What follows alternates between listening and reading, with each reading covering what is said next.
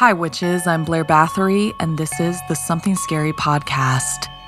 Thank you so much for being here, whether this is your first time or you're one of the brave souls who join us every week. I hope you all out there are having a spooky summer and enjoying your time off from school. Let me know in the comments below on this video or podcast what you're up to and what creepy things you've seen. And also let me know if you're planning on seeing the new horror movie Longlegs. I just went and saw it, and it is really scary. Let me know what you think. Let's get to our stories. Cops often have to deal with tragic situations. Ask anyone who's been around the block, and there will be a case that haunts them forever. And for some, that's just not a figure of speech. When your job is to deal with evil, it's only natural that sometimes that evil isn't human at all. Inspired by the latest neon movie Longlegs, this week we delve into the mysterious world of law enforcement. First, an FBI agent gets desperate, followed by a UK constable gets a fright. Then, finally, a mysterious 911 call. Before we get to our stories, I wanted to ask if you would take a minute to rate and review this podcast. You can pause here and do it right now, or you can do it after you've listened. It's one of the many ways you can help Something Scary continue to grow, and it only takes a minute. Thank you so much for being here every week with me. I can never tell you how much I appreciate it. We are all incredibly grateful for the support of all of our listeners. So, want to hear something scary? Law and Order: Tales of Horror. The combination of the FBI and a horror story is in many ways a perfect match. The X-Files, Silence of the Lambs, Hannibal, and so many more TV shows and movies have given us a long list of well-loved characters who delve into the most macabre of crimes, as in this story inspired by the famous Reddit No Sleep post.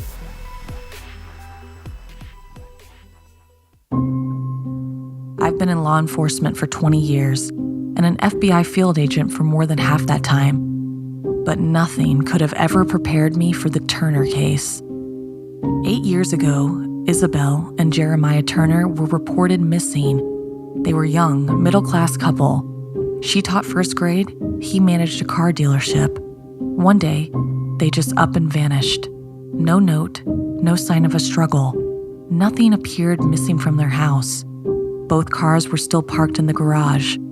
They'd seen or spoken to various friends, family, colleagues over the week before their disappearance, and neither had mentioned anything about going out of town.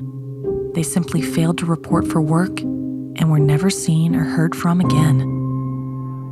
The case made no sense. They weren't wealthy, and none of their family members were contacted regarding a ransom. They seemed to live very normal lives. No secret debts or scandalous affairs. Despite throwing all of our resources at it, we just couldn't get a lead. And so while not closed, the case became less of a priority and soon was simply added to the ever-growing pile of unsolved files. Then almost 8 years to the very day, I received an envelope. This isn't an unusual thing. We get whack jobs sending us confessions or fake evidence all the time, even for cases over 100 years old. But as I opened up the seemingly innocuous manila envelope, a feeling crept over me. Not quite fear, but definite anticipation or reservation, even at learning what the contents would be. It was a letter dated a week ago from a science professor at a college, claiming to have irrefutable proof of not only what happened to the Turners, but where they were. I did my due diligence, of course, and the guy checked out. He'd been a lecturer for almost 15 years, no priors, and as far as I could tell, no known or obvious connection to our victims. He'd given me an email, so I replied. What harm could it do? It was almost definitely a wild goose chase. But when the family asked how the case was progressing, as they did every 6 months like clockwork, at least I'd have something to report. We arranged to meet in a diner on the outskirts of town. It started off as many meetings do. I was skeptical, but polite, and after the smallest of small talk and ordering a coffee, I got straight into it. If you really know where the Turners are, why is it taken so long to come forward? The professor looked at me, replying, I knew you might not believe me, so. And he placed something on the table between us. It was a wedding ring. I popped on gloves and carefully picked it up. Inside the small, delicate gold ring was an inscription. J plus I forever. XO. It was Isabel's wedding ring. We had a photo of it on file. Where did you get this? I hissed. From subject number 372, he replied. He wouldn't say any more, insisting he needed to show me.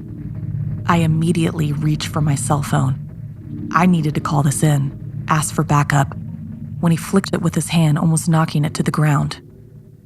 Just you. I knew I should have refused, but if there was even a chance of finding the Turners, giving their families some closure, I had to do as he said. I followed in my car. We ended up outside an old treatment facility that shut down a few years ago.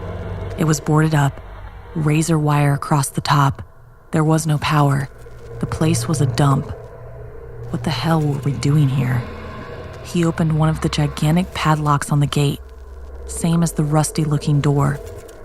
Suddenly, we were inside. It was dark and smelled like crap. Something was flickering towards the end of one of the long corridors, a fluorescent overhead light. It should not have been flickering. There was no power. I reached for my service weapon. What the hell is down there, sir? The subjects. 12 years as a field agent. Never have I been so scared as I was then. The light continued to flicker as we walked down the corridor. That was when the smell hit too. Not the smell of death or rot or the tang of iron and blood that I was used to at crime scenes, but a strange medical aroma mixed with something industrial, like we were in a metal plant of some sort. There were a series of doors, each a keypad and a numbered 1 to 10, a light shining onto each number. 6 of the 10 doors had a red beam and 4, including room 1 and 2, had a green light. The professor nodded at door 2. Subject number 372. Isabel Turner is in there? I asked. He reached for the keypad and the door opened. The smell, hospital and machinery grew stronger. There was an odd whirring sound from inside the room. I took a deep breath and rushed in, weapon drawn. FBI! The room was empty except for a clinical-looking bed, metal frame, and starch white sheet. Attached to one side was a machine, which was the source of the whirring. At the top of the bed, there was a curtain, drawn around so I couldn't see what was there. It couldn't be Isabel Turner. The sheet was clean, flat. There was no body there, and not enough room behind that curtain unless... I gingerly drew it back, my hand shaking, and that's when I saw Isabel. Or what was left of her. Lying on the bed was what I can best describe as a metal robotic spider body with Isabel's head sitting atop it. There was not one other piece of her in the room. She hadn't been dead long, since her head still looked fresh. No decomp yet, or flies, or as horrific as the discovery had already been, it paled in insignificance with what happened next. She opened her eyes, looked right at me, opened her mouth and wheezed, "Help me." She was alive. I can't tell you the exact order of the events after that. Whether the professor changed his mind and knocked me out, or whether there was someone else there. The next thing I can remember is waking up outside the facility. I couldn't get back inside. I called for backup, and when they arrived, we broke down the door and searched that building high and low. But it was clean. There was no sign of any experiments, any people, or well, anything I'd witnessed. We went into the college to look for the professor, but he didn't exist. Fake name, fake credentials. I'll never know what I really saw that day. I'll never know what that man really was and why he showed me that room. But it was real. And if Isabel was subject 372, Who were the 371 victims before her? Where were they? And how many more would there be to come?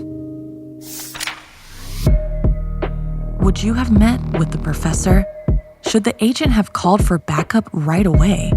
If you came across a mysterious building of scientific experiments, what would you do?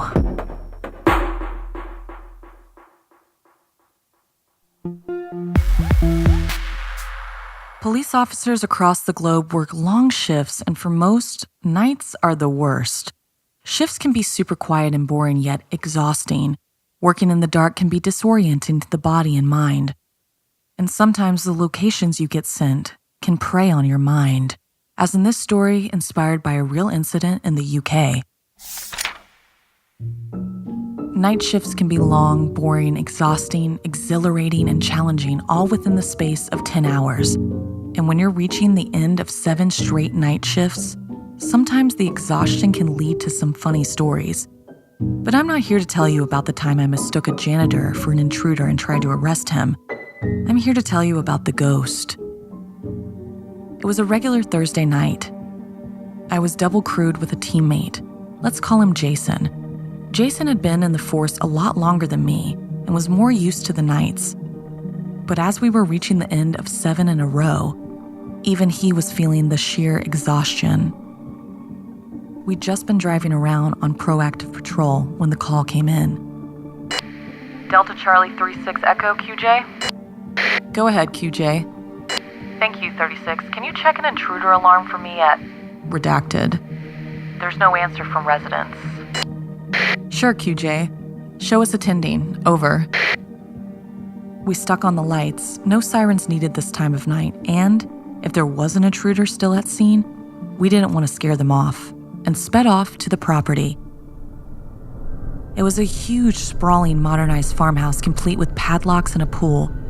The first thing we noticed was that there was no obvious vehicles in sight, and the entire property was in darkness except for the flashing light of the alarm. At first glance, there was no obvious signs of a break-in or disturbance, but something had set off the alarm, and it appeared there was nobody home. It was super dark. We were way out in the countryside, and there were no streetlights around for miles. There were motion sensor security lamps that switched on as we made our way around the perimeter of the property, but otherwise, it was left up to our flashlights to be able to see a thing. The property is large, and the ground's even bigger, so we decided to do what you should never do in a horror film and split up. We're 99.9% sure there is absolutely nothing here, and the alarm has gone off by mistake, but we needed to be able to say we checked everywhere. Jason heads off to the patio area and the pool, and I head down to the paddocks. Since there are no people here, I presume there won't be any horses either, so I was a little surprised when I heard what sounded like the creaking of the stable door. I didn't say anything over the radio, wanting to keep quiet in case there was someone in the paddocks, but also, as I said, I'd once tried to arrest the janitor at a school who'd been the one to call us in the first place, so I wasn't going to rush to any conclusions this time. I did reach for my ASP though, just in case. I walked carefully towards the stables, the smell of animal and the hay thick in the air, but void of sound. I couldn't hear the deep breathing, snorting, or hoof stomping I'd have expected from the horses, so they must be elsewhere, as I'd first presumed. But then I heard the creaking noise again, and a bang. This time I threw open the stable door, illuminating the stalls with a flash and calling, "Police officer, show yourself!" But there was no answer, no more sounds, no more sign of movement. I almost jumped out of my skin as my radio crackled, and I heard Jason's voice. All in order, 2352? I looked again at the empty stall. Despite the shadows, there really wasn't anywhere to hide in there. It must have been the wind. Yeah, all in order. Just spooked myself. Roger that. House and pool all clear. We're good to go. Okay, I'm coming back round to the car. Over. As I turned away from the paddock and back towards the house, I saw something I can't explain. It looked like a person in the very top window, which turned out to be an attic bedroom with a huge wall almost entirely made of glass. All I could make out through the darkness was their swaying white form, swaying because from what I can tell, their feet aren't on the ground. Of course, you don't immediately assume it's something not of this world, so I scream for Jason, who races around to join me. He can't see anything but one look at my face, and he kicked in the door and we raced up the stairs to find nothing. No person swinging from the beams, thank God, but no person at all, nothing. So we were inside. We made a thorough sweep of the inside of the house, but despite what I truly believe I saw, it was completely empty. I was quiet all the way back to the station. At the end of the shift, Jason said goodbye, but I didn't leave with the rest of my team. I sat at the computer and started digging, looking up any info I could find on the property. It didn't take too long. The incident was almost 100 years ago, so there weren't any digital files. But I headed back down to archives and located the original paper file, which contained several black and white photographs from the scene. Well, many years ago, a village constable happened upon a tragedy at the then working farmhouse. After a fire had destroyed almost all their crops and livestock, in sheer desperation, the farmer had shot himself inside the stables, and the wife had hung herself in the attic. Worst of all, their deaths had occurred at least a week before they were discovered. The wife's body had been swinging in the window for days, dressed in a long white nightgown. I stared at the photo, instantly recognizing the figure I'd seen in the window. It was impossible, yet I know what I had seen. And when I checked the date of the incident, it was exactly 97 years ago to the very day. I guess we know what set off that intruder alarm. I'm just not quite sure how to include it in my official report, though. Have you ever been to a location that just felt off? What did you do? If you were with someone that felt that way, would you trust them and leave?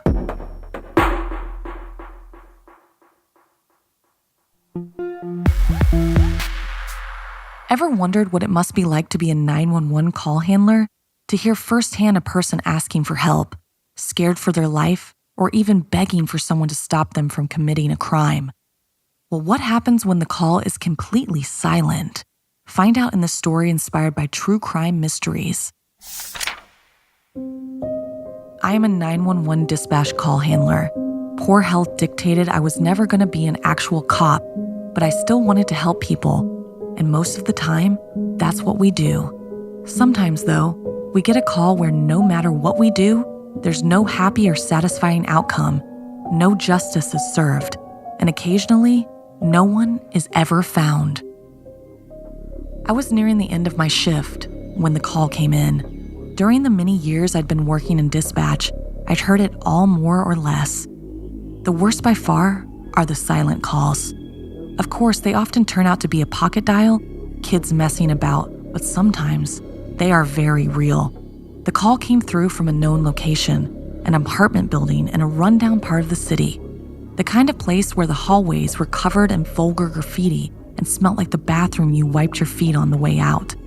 However, the apartment the call came from was not one where officers regularly kicked the door down. I asked the caller how I could assist and was met with silence. I used all my tricks and patience to try and console the caller to speak up, but there was nothing. And I mean nothing. Usually we can hear breathing or background noise, the TV playing or someone else talking, the telltale signs of a butt call or a small child accidentally dialing 911. The lack of any noise was unusual and a little unnerving. Something felt off. I alerted a supervisor who came over to listen. He ran a quick check of the address and a phone number, but there was no record of previous calls or officers having attended previously. Keep them on the line and send a unit for a welfare check, just in case. Advise the supervisor. That's what I did while relaying the information to the caller. Should someone actually be there and listening? I tasked Unit AF75 to attend and asked them to switch to a private radio channel so they can keep me and the supervisor updated. Officer 1759 also switches on her body cam. At 9:12, the officers reported they had arrived at the location. At 9:14, the officers reported they had arrived at the specific apartment in question. They knocked on the door, no answer. The door is locked. They call out, no reply. They can hear something though, my voice echoing from the speaker on the cell, confirming the phone is inside the property. They knock on the doors, either side. But there's either no answer, or the occupants claim to have no idea who lives in apartment 6E. The supervisor has been weighing this up and decides the officers should enter by force in order to preserve life, as it's possible the caller is hurt. The officers use the enforcer and eventually get the door open. When they look at the door frame, they see why it was harder than usual to break through a seemingly regular door. It had 3 large deadbolts drawn across along 3 keyholes and a sturdy chain pulled across. Whoever locked that door has to be inside the apartment. They head past the doorway into a small living area. There is an old worn couch and a small table, but not much else. On the table is the phone still connected to me. They turn it off and pop it into an evidence bag. We communicate via the open airways on their radios and see what they're doing via the body cam. The rest of the place is dark, and even when the officers turn on the dim, shadeless bulbs, it is still hard to see. They conduct a thorough search. They check inside the cupboards, which are mainly bare, behind the shower curtain. No need to look under the bed, as it's just a mattress on the floor. There's no sign of life in there. The windows are all locked from the inside too, although at 5 stories up, no one would jump and survive anyway. The officers are about to leave since there's nothing more they can do when, bang, it's the front door. One of the officers calls out, and that's when their radios start to fail. We get immediate static and then snippets of them shouting. The dim bulb shatters, plunging the officers into darkness and making the body cam footage useless. The supervisor immediately dispatches any available unit to go and help them, and within seconds, half the precinct is on the way. Officers needing backup always get them moving. We are desperately trying to make contact with AF-75. One radio won't respond at all. The other keeps emitting the most awful sounds. Loud metallic scraping, thudding sounds of something heavy being dragged, and worst of all, screams. All we can see via the body cam is movement, but we have no idea who or what. An assisting unit arrives. They should be able to run straight in since AF-75 had used the enforcer to break down the door.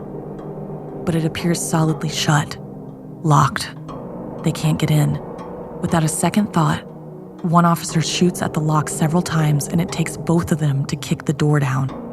It had been fully deadlocked, bolted and chained from the inside, which should have been impossible. On the table is the phone that made the original call, the one we saw Officer 2475 place in an evidence bag and into his pocket. There's also a police radio and body cam, but no officers. Pretty much every available person up to the chief himself ended up at that apartment building that night and the next few days afterwards. The occupant was never located, a trail of false paperwork leading nowhere. The phone, a burner. And as for the officers 2475 and 1759, well, someone made a 911 call from inside a locked room. 2 experienced officers kicked in a door and entered that same room. And none of them were ever seen again. What do you think happened to the officers? Who made the initial call? And why weren't they still inside the apartment?